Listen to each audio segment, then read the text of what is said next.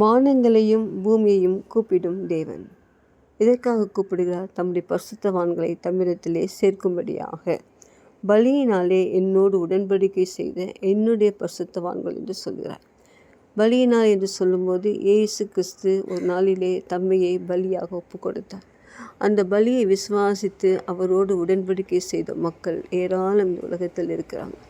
So அவர்களை அவர் கூப்பிடுகிறார்.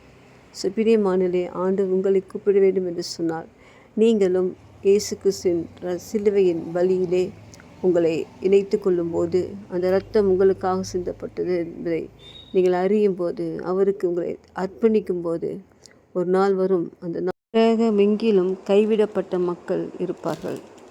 So பிரியமானவர்களே, நீங்கள் கைவிடாதபடிக்கு அவரோடு கூட உடன்படிக்கை செய்து அவர் வானங்களையும் பூமியும் கூப்பிடும்போது நீங்களும் அவரோடு கூட பரலோகத்துக்கு கடந்து போக